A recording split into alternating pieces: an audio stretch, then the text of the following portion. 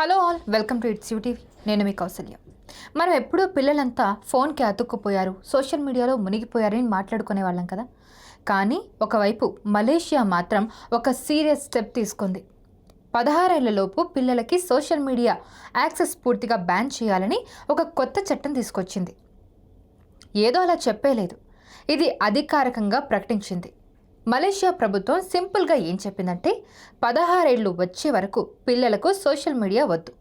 Account create చేసుకోవడం, scroll చేయడం, reels చూడడం, ఏదైనా సోషల్ మీడియా యాప్ ఓపెన్ చేయడము కఠినంగా నిషేధించారు.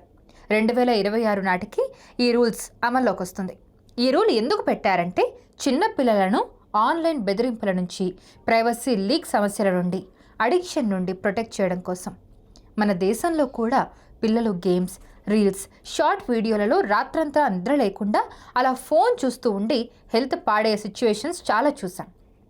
అయినా మన ఇండియాలో ఇలాంటి స్ట్రిక్ట్ రూల్స్ ఏమీ లేవు. కానీ మలేషియా గవర్నమెంట్ మాత్రం ఈ యొక్క మంచి రూల్ని పాస్ చేసింది. ఈ రూల్ పెట్టారు సరే, మరి దీన్ని ఎవరు ఎలా మానిటర్ చేస్తారనే కదా మీ డౌట్. అది కూడా చెప్తా.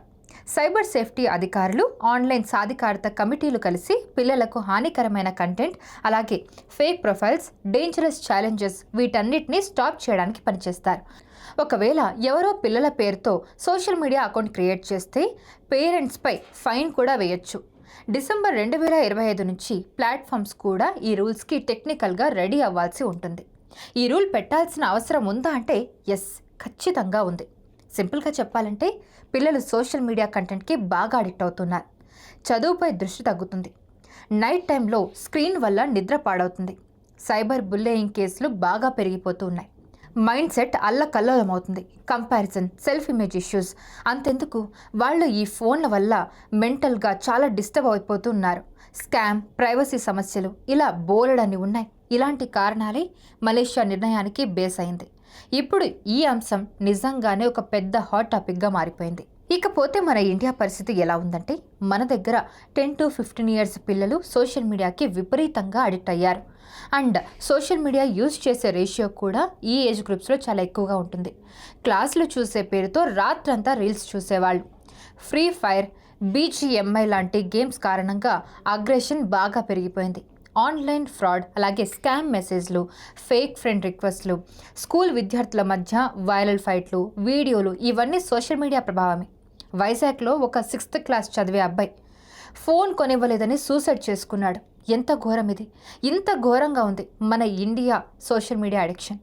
మన ఇండియాలో మలేషియా లాగా బ్యాన్ చేయడం కష్టమే అని చెప్పాలి. ఎందుకంటే మన జనాభా, వాడకం, ఫోన్ యాక్సెస్ ఇవన్నీ భారీ స్థాయిలోనే ఉన్నాయి.